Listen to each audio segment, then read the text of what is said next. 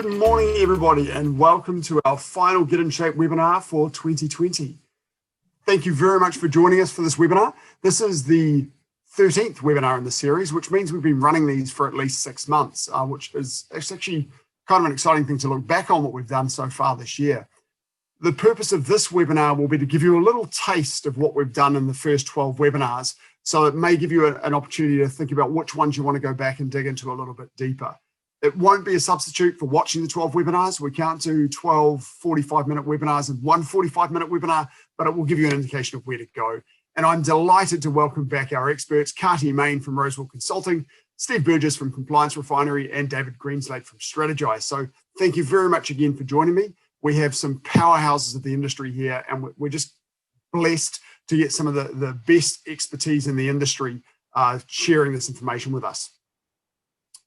If we move on to the next slide, remember as we go, fire your information, your questions into Q&A.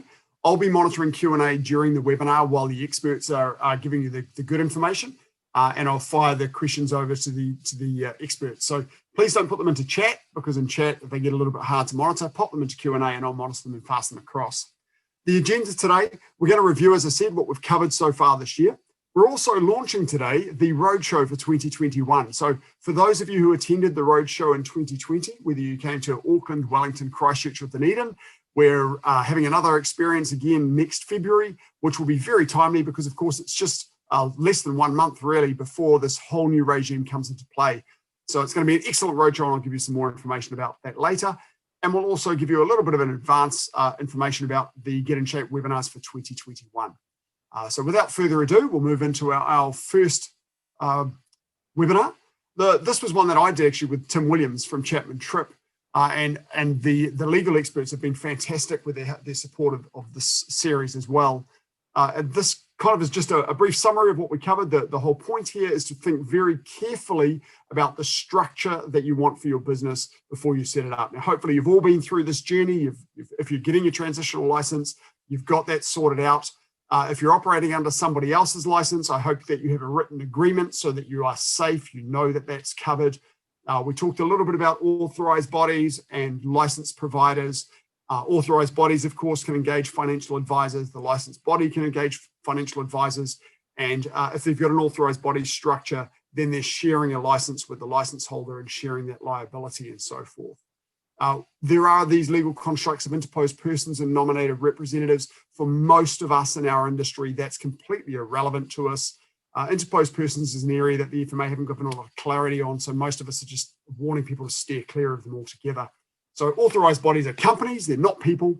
The license provider is usually a company. It can be a sole trader, but it's usually not an ideal structure. And all of the parties that you see in that graph, the license holder, the authorized body, and the financial advisors will have their own FSP numbers. So if you're a one-person company, your company will have an FSP number and you will have an FSP number. So there's 2 FSP numbers to maintain going forward. So that's all I wanted to say about the first webinar. Go back and watch it if you haven't already. And if you haven't got your transitional license sorted, you must get onto that now, because FMA have set a deadline of the 14th of December to get it done. Slide 2. Well, morning everyone, Kati here. Look, this second slide, your legal duties on day 1, the point we were trying to make through this webinar was it's really important to understand that your legal duties and the new Code of Professional Conduct all kick in from the 15th of March 2021. And I know that there's still a lot of businesses out there that think that the transition period means that they've got this extra time to get ready. But no, really, you've got to make sure that you're compliant from day 1, from 15th of March 2021. So the things that you've got to really make sure is you need to get ready to have your transitional license, get that organised and approved by the FMA so that you've got it and you can start operating under it from the 15th of March. Remember that that transitional license has some conditions of its own. Record keeping, having an internal complaints policy. There's also a general notification requirement that a lot of people don't talk about, so it's important to read up on that. Make sure that you know at what time you need to make a notification to the FMA if something significant is going on with your business, significant changes such as changes of ownership and so on. If from March next year, if you're in a business that engages new advisors, you have to make sure that you comply with the new requirements, and they'll need to have their qualification from day one. So it's only people already operating, already providing advice under the existing regime that get the benefit of the competency safe harbour. So that is one of the benefits of the transition period. You've got that extra 2 years up your sleeve to give time for existing advisors to finish their qualification. So if you haven't started to plan that out, I recommend that you get onto that now, because I understand a lot of the providers are fully booked for some months now. So you really want to start planning that and remembering it will take time to get through. So you've got to comply with the good conduct obligations. The new disclosure regulations start again from 15th of March. Now, I know lots of businesses are wanting to crack in and get everything ready now. My personal guidance is don't mix the old disclosure with the new. So if the FMA are doing a monitoring visit over the next 3 months, they still need to monitor you against the requirements under the Financial Advisors Act. So there's some things that you can do, like prepare your website, but remember you can't actually let go of the current disclosure process while the Financial Advisors Act is in force. The other thing is, just want to briefly mention the full licence guide has now been released by the FMA, so that's available on their website. I encourage you to start having a good look through and read through that. It's going to take some time to build your full licence application. I know there's lots of businesses that want to be the first one in there, and that's great. But in my experience, it takes the average business a good sort of 6 to 9 months to prepare and submit a licence application. Because what happens is, as you go through the licensing guide, the devil is in the detail. There's lots of things here where it asks for, say, an approved documented policy. Well, that means you need to develop the policy, you need to have your oversight body approve it, and you need to implement it in your business and make sure that people are following it. So in order to meet all those requirements, as you build your license application, you'll find that there's gaps and you need to close those gaps as you go. This is perfectly normal. Anyone who's ever been through a license application has gone through exactly this process. But I would just emphasise, allow yourself enough time for that. Okay, so can we have the next slide, please? What we're talking about here is the contracts. So there's a multitude of contracts you need to be considering. Most of these contracts you'll have in some shape or form already for your existing business, but it's really important that you focus in on your contracts, because that's the glue around your commercial interaction between the license holder and all of those who are giving advice. And don't forget, obviously, outsourced providers, be it custodians, research providers, or whatever the case happens to be. Now, one of the significant changes that you will see is the new product provider contracts that are coming into the market. Now, these on first flush may look as if they're quite draconian, and they are in comparison to what you may be familiar with before, but they are effectively mirroring what is in the new legislation, regulation, and code. And keep in the back of your mind that the government has signalled that COFI, which is the Conduct of Financial Institutions, that bill is getting fast-tracked through Parliament, so there'll be additional pressure coming on product providers to ensure that they are only dealing with financial intermediaries that can prove that A, they're compliant, and B, there's good customer outcomes, and C, they're meeting good conduct obligations. So that's going to be important to have a look at in coming weeks and months. If you're employing financial advisors, then logically they will be employees. and as a result, you'll have the traditional employment contracts. But you may need to go back and look at some of those schedules in your employment contracts and revisit and amend those to fit the changing responsibilities. If you've got contractors that are coming to you and they may have their own client base, or they're contracted to work for you, similar to a financial advisor, then you'll need contracting agreements there. The granddaddy of them all will be the agreements between yourself as a FAP and your authorised body. You need to ensure that your authorised body is, because it's a FAP in its own right, it's just not licensed. If it's got employees or contractors underneath it, your agreement as the FAP through to the authorised body needs to ensure that your policies, processes and controls, and however you want those to be implemented by others, are locked and loaded into your agreement. So this becomes a very important agreement, and it needs to specify what your expectations are of the authorised body and what their obligations are back to you, and how payment around all of that works. Now, outsourcing of parts of your FAP license, the delivery of that's obviously critical, and you need to ensure that whoever is assisting you in that has appropriate legal contracts in place to ensure that what the services are that they're providing are not to a lower or lesser standard than what you've already said to the FMA you're going to do. And you may need to, or you will need to go back and look at your client agreements, because things like the Privacy Act 1993, that changes next week as we move into the new act. And then you'll have things around, you may have referred to yourself before as an authorised financial advisor or as a RFA or whatever. All of that will need to change to reflect the fact that you're now a FAP or a financial advisor. So that's a quick summary around the contracts. So let's move on to the next one, which is you, Steve. Thanks, David. Welcome, everybody. It's great to be here. I'm just going to give a brief overview of the Financial Advisors Act, because you still are responsible for all of the requirements in the Financial Advisors Act for the next 3 or 4 months. And I know what you're thinking, you'll all miss it so much, as you've all had such a good experience with it.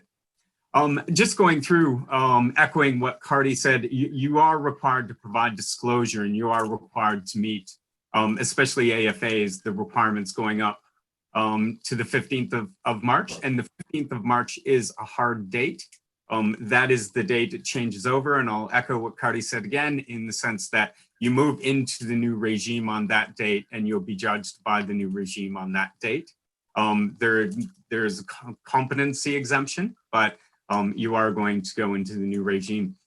So some of the big changes obviously are that now you're going to be an AFA, an RFA, or a QFE advisor, and you're still in this part of, you still operate in that manner.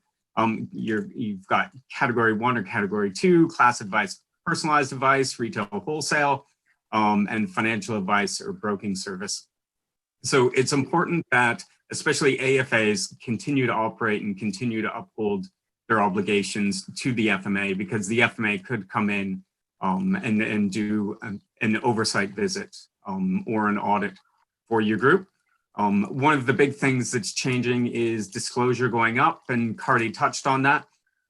Disclosure is something you probably have to spend some time on. You do have to disclose under the current FAA regulations up until the 15th. But in terms of disclosure, you are probably going to need to take some time to get your documents ready, to get your website ready, and you should be probably thinking about that and have that process set up for the beginning of March for next year. With that, I will pass back to Cardi. Thanks, Steve. Okay, so yes, please go on to the next slide, Jenny. So we're looking now at redesigning your advice process. So this is a fabulous opportunity to have a look at your advice process. Think about what you do now and what opportunities you've got in the new world. So if you've gone through your level 5 certification, or if you had an earlier qualification, you've done the bridging course, you would have picked up from the version 2, there's a lot more focus on the 6-step financial advice process now for all the different strands of advice that you might give. There's also a reference in the code that leads you back to demonstrating the level 5 outcomes, which all lead you back to, is your advice process following the 6-step process? Now, how you actually go about doing that can be quite different depending on the type of advice that you give, the approach that you take, the type of tools and technology that you use. So it's a great opportunity to actually set the landscape again and think about redesigning it with the client at the heart of it, which is exactly what conduct is all about. So thinking about things like technology, so lots of advisors are now using online software which helps step them through the different stages of the advice and keep them on track with where they are at with their client.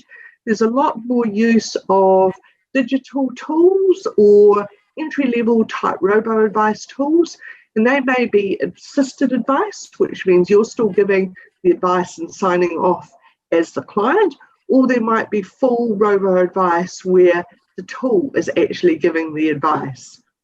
But whatever your way that you're going to do it, whether you've got really good existing processes or you're designing something new and innovative, my recommendation is that you actually step through and do a high-level workflow diagram of what is my advice process. What are the different things that I do in these 6 different steps? That way, when the FMA come for a monitoring visit and ask you about your advice process, even if it is non-standard, you can explain to them how your advice process still meets that 6-step advice process.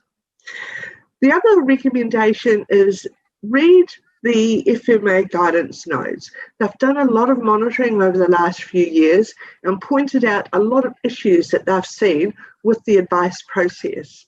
So as you mature your advice process and redesign some things and prepare your new templates and documents for the new disclosure requirements, also take note of some of those areas of concern that the FMA have been stressing and build those into your templates as a good reminder to cover those off. So things like replacement advice, for example, has been identified as high risk. So make sure that you're giving the balanced view, that you're explaining to your client not just the features and benefits of replacing a policy, but also any limitations or risks or potential for exclusions. So any risky type areas that could occur as well.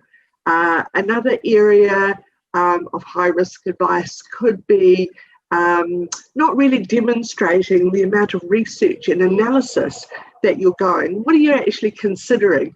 You know, how many providers are you considering? And do you explain that in your advice process? So making sure that you're really demonstrating that end-to-end advice process.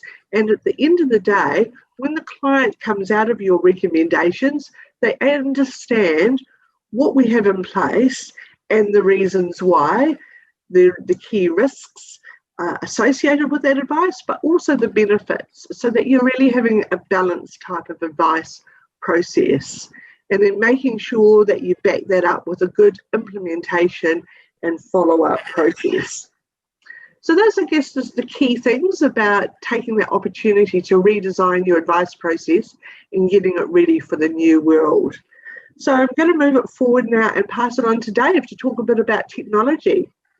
Okay, so just building further on what we've already been talking about around technology, everyone needs to be seriously considering now is the opportunity to introduce new technology into one's FAT.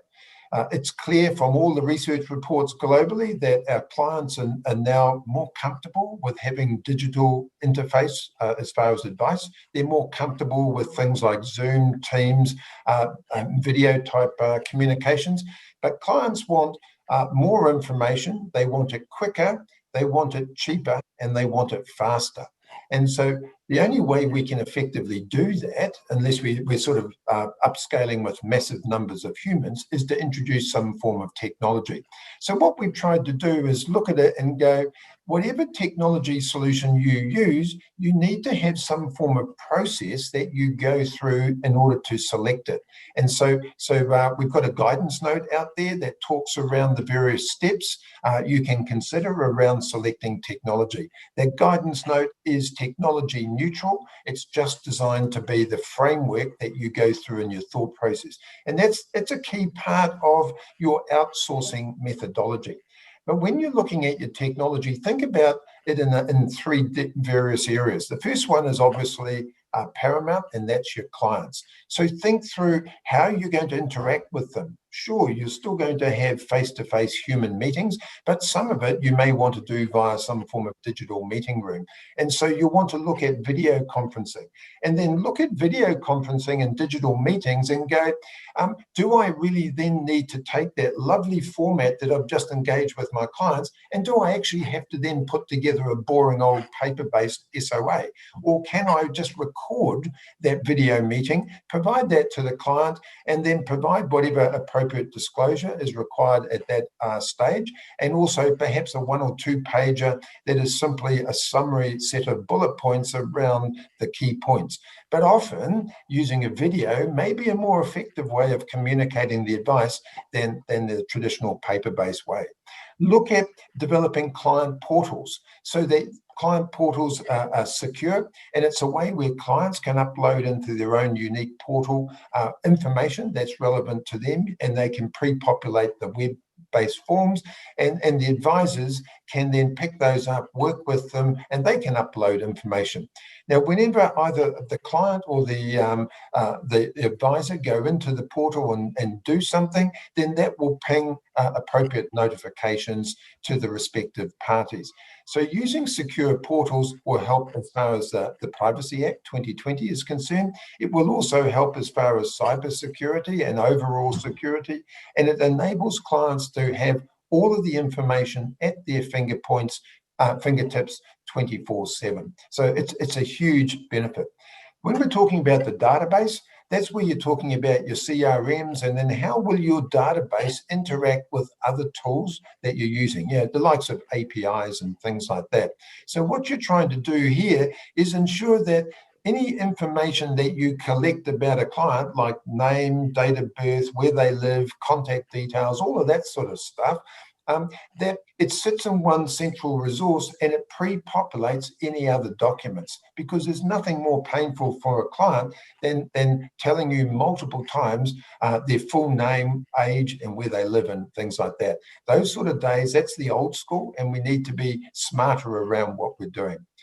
And the third area is just around the business support. Make sure your technology is sufficiently flexible and tailored to your business, that it can provide you with links to various planning tools, to your education portals, such as the Strategy Institute Radar online education platform. It's got all of your documents and your templates, and it may have a whole set of dashboards so that you can monitor exactly where your business is tracking as far as your various obligations and business plan is concerned. So that's just a very quick summary around technology, and we'll pass across to Steve to make a few comments around governance. Thanks, David. Much appreciated. I've long been saying that I think everybody's talking about the change in regulation, but technology is the area that you look at as almost a bit of a blind spot now, because there's a number of businesses that are increasing their capability there and doing an absolutely incredible job with it. However, jumping into governance, that is probably one of the biggest areas of change for most smaller to medium-sized businesses. It's going to where you going to a space where you'll notice the directors who were very passively regulated before are now actively regulated by the FMA, and you're going to have a direct tie to the FMA, as opposed to previously it was simply as a financial advisor, either an AFA or really just an AFA. So this is a space where you have to ensure that the business and all those under the license are compliant with the different regulation or the different legislations, regulations, codes, and that can seem a little bit overwhelming. This is quite a big change for a lot of directors in the business. It's where you're going to make sure you oversee the business, and you ensure that the people overseeing the business have adequate competence levels.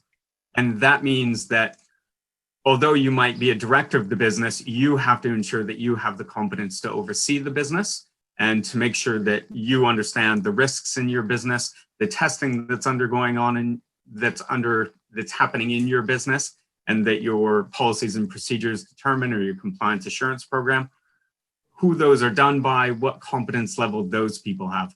It's really important that you as directors can oversee your business. There is going to be different levels. I tend to say, you don't have to be Microsoft, like single advisor businesses, class 1, they're going to have a different structure to kind of class 2 or medium-sized businesses. And then a lot of larger businesses already have quite good governance and advisory boards and potentially even external board members already set up and operational. So it's going to be for you to think about, how do you maintain your fit and proper status? How do you move into the future in a productive manner? And that's not always an easy thing. It's great now that the FMA licensing guide is out. All directors, especially of smaller businesses, should take a look through that and say, do I have the skill set to meet these obligations? How is my business going to operate in the new world? One of the things we're seeing in terms of businesses is your costs are going to go up, and you have to be really efficient if you're going to be in a small business to manage that cost increase, and ideally manage increasing your revenues to offset that cost increase. I will pass over to David now. Okay, so just a quick step through risk management. Now, risk management at the smaller end of town for the small advisor, it's in your head. So you are conscious around risk management on a day-to-day basis. But what the FMA is expecting you to do is to have thought it through coherently and to have it documented. At the bigger end of town, they'll have fancy risk management matrices and checklists and everything else. But at the small end, we've just got to be practical around what we're doing. And here we're talking about risk management for the business, because the license relates to the FAP as opposed to the individual. So risk management is all around deciding what are the risks to the business, and can we stomach that level of risk, or do we need to sort of mitigate or minimize or remove that risk? So we can do that in a number of ways. We can do it through training. So the more we train our advisors, then potentially the lower the risk. Or we can spend a whole heap of money on compliance, and that way then we're trying to put in place the various ambulances to capture things that may be going wrong and then to fix them. We can put in place very rigid structures so we can limit down the type of, or the range of products and the type of advice that we provide. So anything and everything is possible. The most traditional way of risk management is to use professional indemnity insurance, but there's no legal requirement to have that. And as you're probably starting to see, the premiums on that are going up, and it may become increasingly more difficult to obtain it. So what you've got to be able to do is ensure that you can run your business at whatever degree of risk you are prepared to take, and that if you're going to take more risk, make sure you've got more money available so that you can resolve whatever the issues happen to be. So a surefire, low-cost way of risk management and minimizing risk is to have an absolute robust focus on complaints. Because as you're probably aware by now, once a complaint you've received a complaint, you have 2 days in which to notify your product provider or to trigger the stage 4 of your disclosure obligations, which is around sending the mandated complaints information to the complainant. So being able to head off a lot of the risk through identifying those complaints early and resolving them is really important. So some of the common risks that we face, particularly at the smaller end of FAPS, is a key person risk around the whole business could be totally reliant on just one or two of you. So what happens there? Do we need to have other advisors join our business? Do we need to have some form of agreement with a peer advisor, so that in the event that you become incapacitated, if you're a single advisor business, someone is going to step in and look after your business and look after your clients until you are well, or until the business can be sold, or whatever the case happens to be.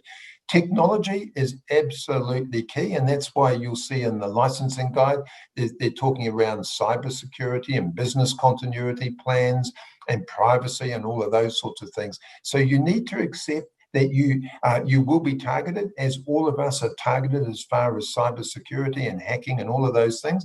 And training is a key part of minimizing that risk.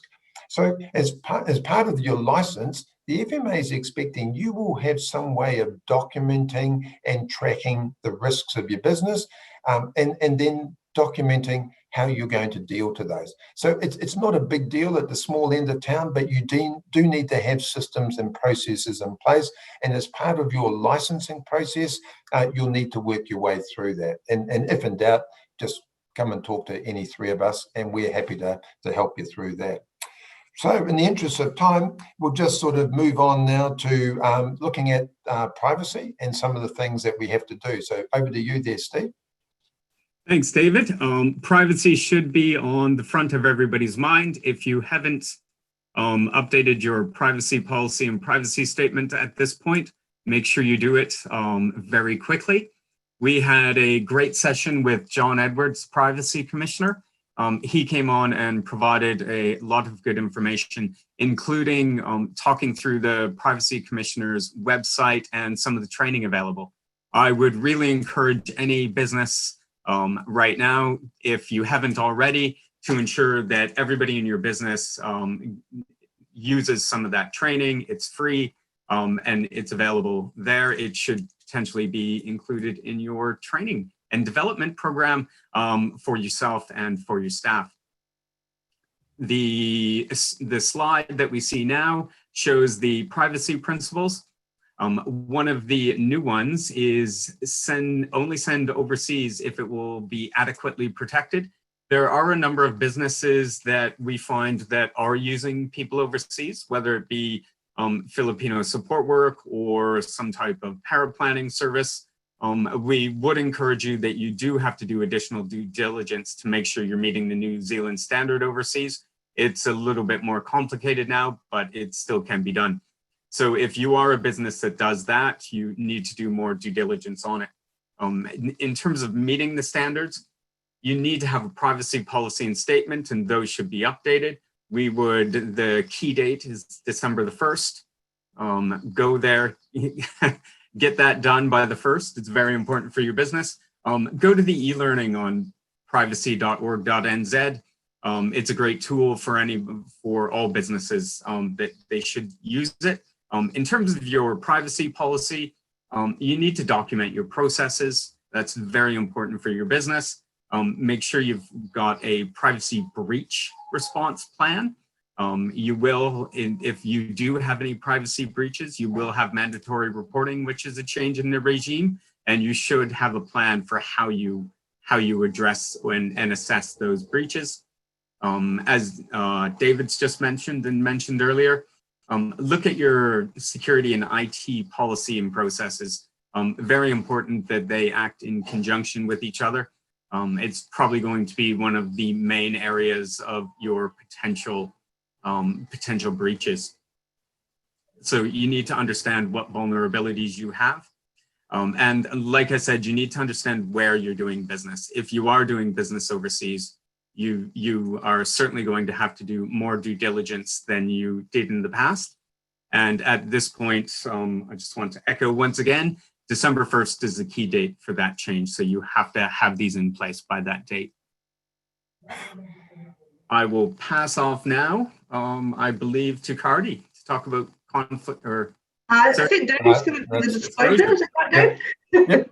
So disclosure is going to be an area that a lot of advisors are going to potentially struggle in. And what we stress here is you start thinking through how you're going to disclose as soon as you possibly can. As we've mentioned earlier on, the new disclosure regime doesn't commence until the 15th of March. But if you're not used to disclosing conflicts of interest and not used to disclosing your full remuneration, then there's nothing stopping you from doing that between now and then. Just don't put it into your RFA disclosure statement, because that's a prescriptive document. But for many, particularly RFA type businesses, the new disclosure regime will be a big leap. So the key thing is the disclosure is primarily about who is giving the advice, which is the FAP in that case, as opposed to at the moment, it's all around the individual, unless of course you're a QFE. So there's 4 levels of disclosure. That you've got what's called the public disclosure, which is stage 1. So that's where information about the business, the conflicts, the range of product providers and the types of products that you use, and in broad terms, how you get remunerated. All of that sits on a public site. Logically, that would be your website. Those of you who don't have a website, you may have some form of brochure or whatever the case happens to be. The second stage of disclosure is once the nature and scope of the advice is known. So if you've got a long lead time as far as your advice process is concerned, and by that I'm talking days or weeks, then having the second stage of disclosure is logical. That is where before you were talking about anything and everything that you could potentially provide advice on. The second stage is where you've sat with the client, you've done some form of fact-find needs analysis, you've identified what sort of things they're interested in. In other words, it may have been narrowed down to, say, life insurance or some form of personal risk insurance. And at that point, you only start now disclosing items that are pertinent to that type of product. So you're no longer going to be talking about KiwiSaver, mortgage advice, investment advice. You're only now going to be talking about the range of products that are available that you have available with regards to personal insurance. And you'll be now talking about the types of remuneration and any sort of conflicts you have and so on and so forth.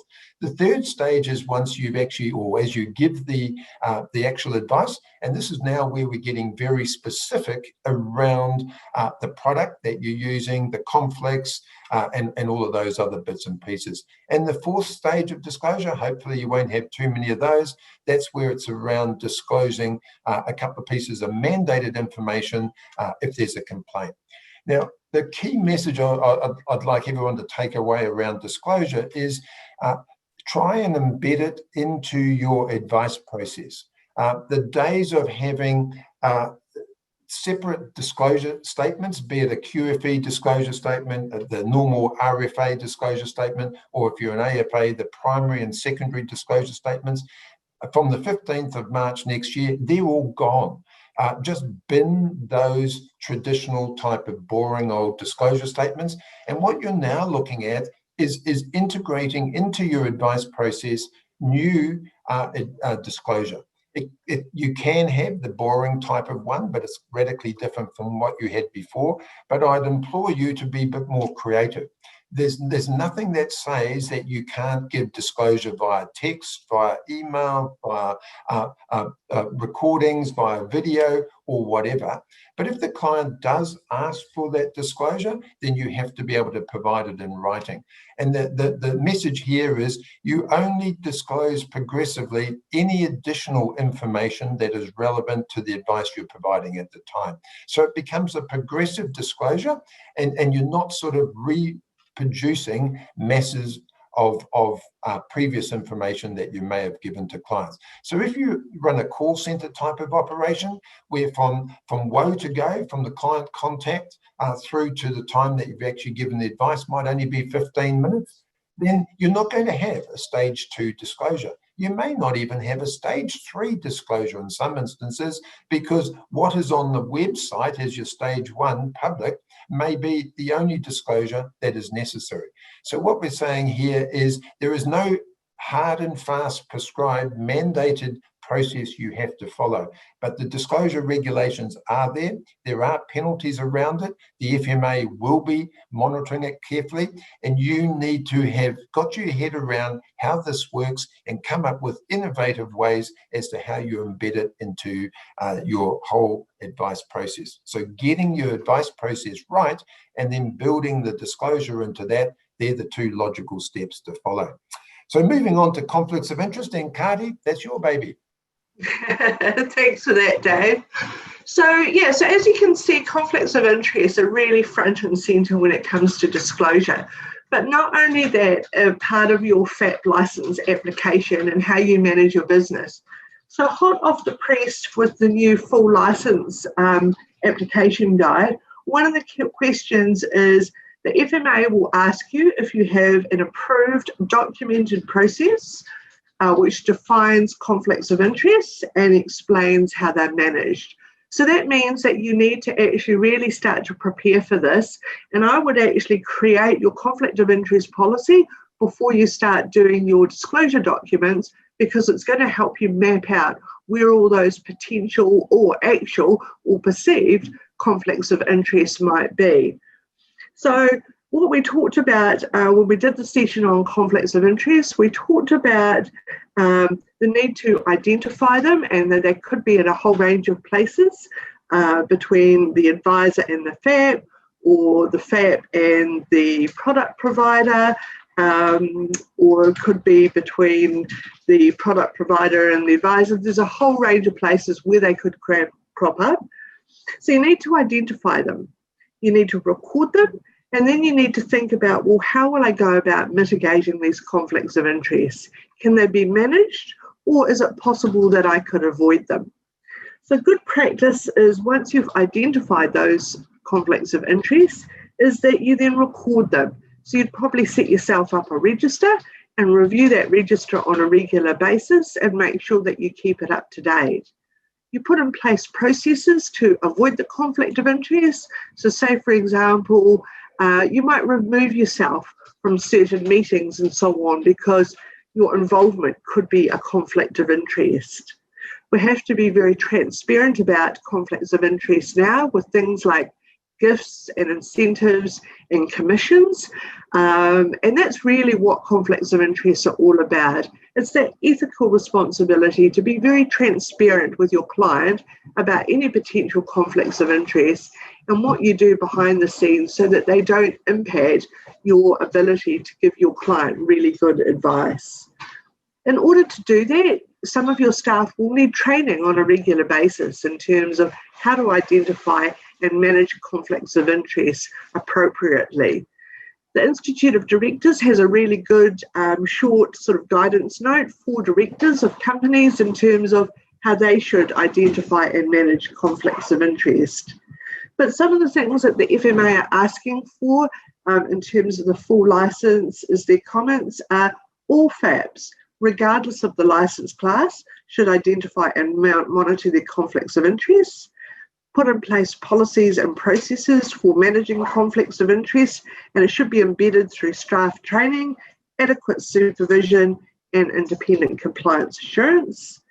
The FAP should clearly communicate conduct expectations to staff, so say through their own FAP's code of conduct, or they might have a code of ethics, and should have a process to identify and manage conflicts of interest, noting the duty to give priority to the client's interests if there is a conflict, and any issues should be resolved quickly in a way that is fair to your clients.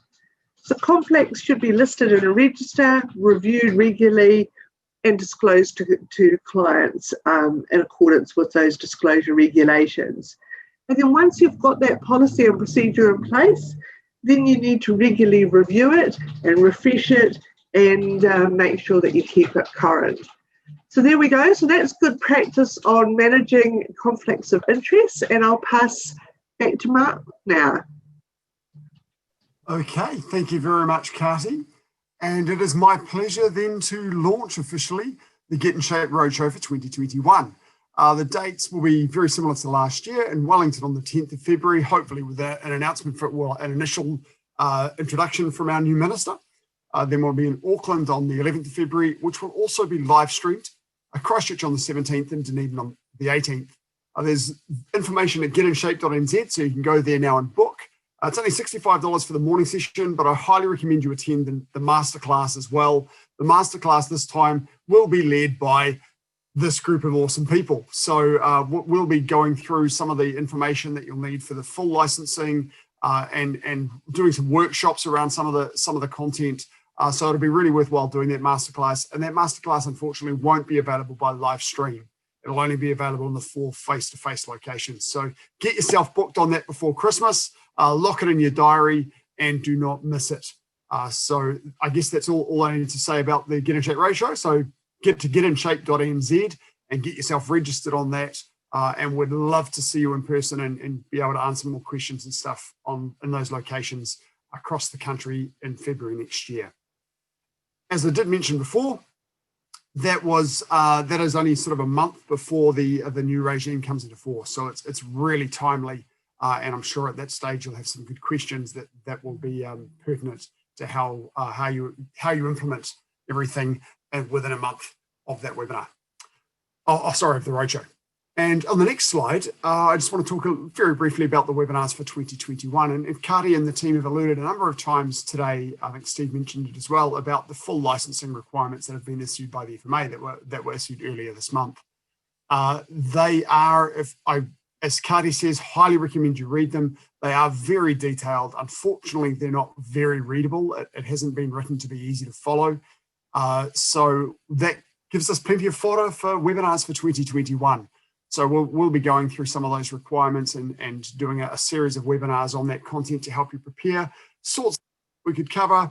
We're probably going to kick off the year with some common issues that our experts are finding within financial advice providers, talking about implementing the requirements, the full licensing requirements, as I've said, business continuity plans, compliance assurance programs, financial management. These are the sorts of things that we might get webinars for next year to help you wrap your business around the new full licensing requirements. So do keep in contact, get yourself on the mailing list, and make sure you're attending those webinars next year.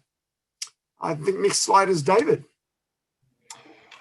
Right, so all I'm doing is just wrapping up. So the key message here was a couple of key ones is don't think that you can just rock on up on the 15th of March next year and it's business as usual, because unfortunately it's not.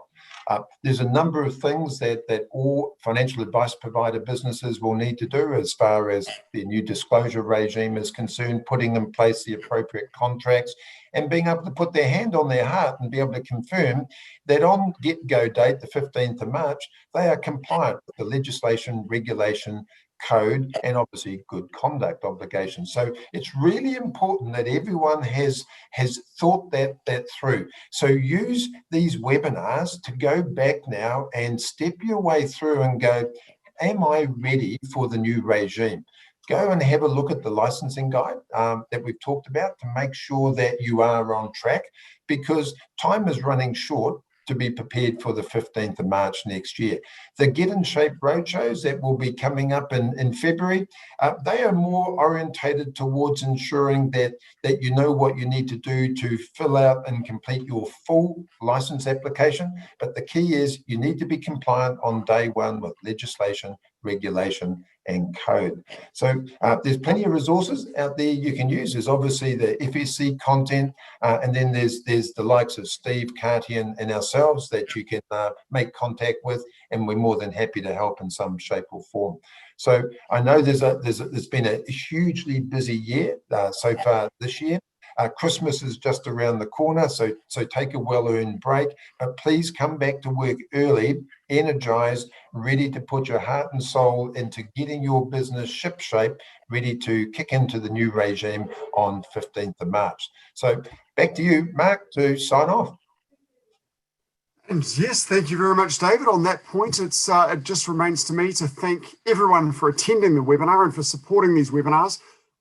I very much hope you find them useful, and remember that all the historical webinars are available on the FSC website. So you can find that at advice.fsc.org.nz. There's also a wealth of information there summarising the key elements of the new regime and directing you to the various resources. So it's a great one-stop shop for everything you need to go for the direction for where to find things. A huge thank you again to our experts for their support. Steve Burgess, David Greenslade, Kati Main in today's webinar.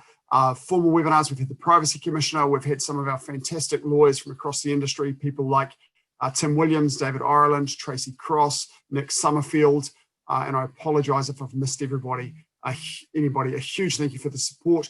Do get into the disclosure guidance note that's available on the FSC website. I'm really, really proud of what we've produced there, and I think advisors will find that a significant help in preparing your disclosure for the 15th of March next year. And as the team have said, do have a go at reading through those full licensing, the full licensing guide. Unfortunately, it's not an easy document to read, and the requirements you'll see are tremendously detailed. So it will take some time to digest that. So don't leave it until the 1st of December 2023 to get started on that. You've got to get started now. Have a wonderful Christmas. Thank you again for your support, and we'll look forward to seeing you at the Roadshow in February 2021 and the webinars next year. Thanks, everyone.